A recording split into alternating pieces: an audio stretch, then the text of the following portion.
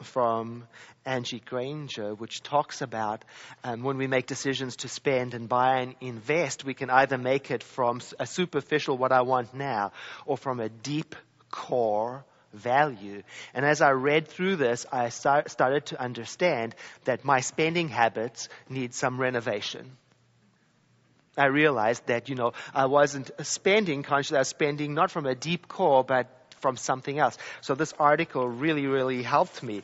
And it reminded me of the time when the Center for Spiritual Living Santa Rosa needed to move our investment portfolio from San Francisco up into Sonoma County. And we didn't know what to do with it, because if we value spirituality, then we need to invest in a way that reflects those values and so on. And the Sonoma County Foundation was so helpful to us in this regard, because they helped develop a socially responsible portfolio that we could invest in and feel good about the decision. So you see, that's what I'm talking about. When I know what my value is, then I make decisions that I can feel good about. I value love. Let me spend in a way that shows that.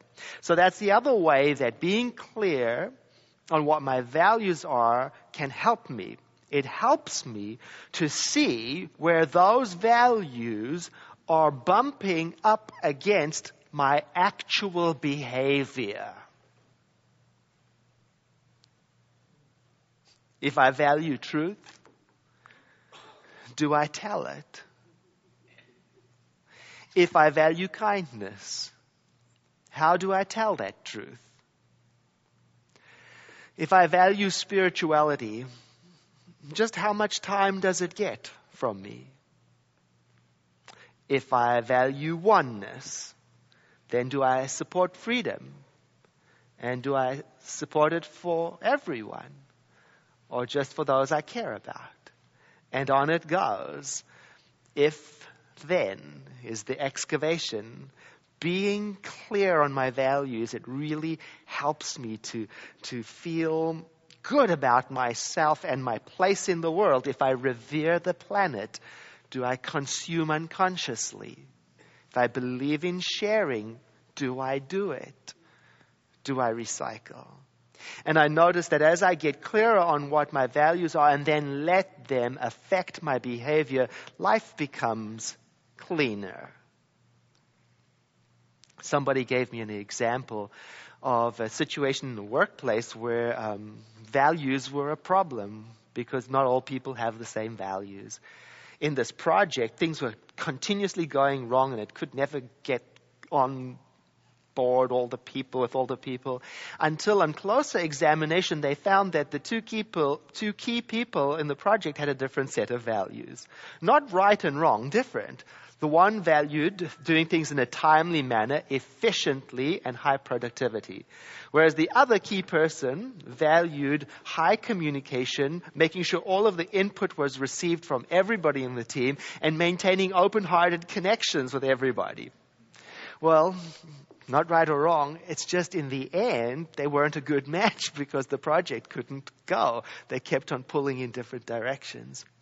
Now, how this helped me is I realized that sometimes in my life, I see that gap between a value and what is going on. It could be in a friendship. It could be at a party. It could be in a project. And now I realize I have the freedom to spot the gap. This doesn't match my values and take myself out of it without making the other person wrong. That's how being clear on my values can help me. If you don't already know what you value, this month is going to be very, very exciting for you, because you're going to start feeling these questions and ideas that we're sharing today tunnel down into your being and work on you. It's the sort of thing that you don't know the answers to right now, but along the way, you find them opening up your heart so that you will get to a place where you will be able to articulate what it is you value and then apply it to the actions in your life so that it matches, and in that way start to stand and accept a different experience of being. Here are some of the questions. If you have children, Do they know what you value? And your friends? Do they know what you value? Could they tell just from watching you live your life? And do you talk about your values? And if somebody asked you what your top 3 values are, would you have to scramble to come up with them? Have you given it some thought?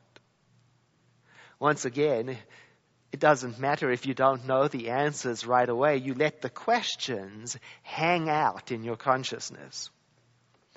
I keep scraps of paper and things from the internet, and sometimes I forget to write down the source of where they come from. So I apologize that I can't tell you where this next piece came from. But I kept it because of how it touched me to think about my values. It's about children and parents and their relationship. It says, does your child want to hear your personal values on sexuality? Teaching children about sexuality may seem straightforward. Just give them the facts about things like anatomy, reproduction, contraception. But the research of the article says your child wants more than those facts. Children need to know what their parents think about topics like premarital sex, abortion, homosexuality. What are your values? In the surveys, teenagers said they wanted to learn about sexuality from their parents, but that their parents don't talk to them enough. Even though many children never ask questions about sexuality, they still want to know. And it's your responsibility as a parent to talk to your children about your values. For example, pick a show in the news and start to talk about it at the dinner table tonight. Now, the reason why that was so important to me is because I realized that values can be something that's difficult to talk about and not often talked about. And when I don't talk about it, it's easy to submerge them and then start acting on a superficial set of values. But when I start to think about my values, it brings to light some uncomfortable awarenesses. I am out of sync with what I think is important. I've forgotten where I stand and I'm doing just anything. Or from the other side, if you've got children, do you know what their values are? Do you know what your friends' values?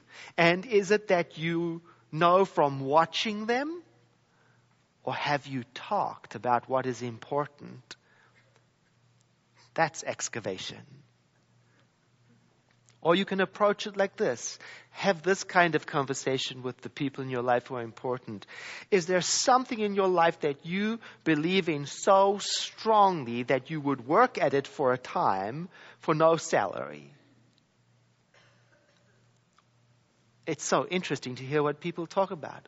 Or ask a friend or ask yourself, if you were given unlimited funding to make a TV special documentary with a message for the world, what would that message be that you think is so important to get across to people and you've only got the 1 hour to do it? What a great question to clarify. Or how about, what organizations do you volunteer for and donate to because you believe in their mission? Ask. Ask yourself. Ask your friends. Here's a definition of values. Values are those qualities that an individual or society considers important as principles for conduct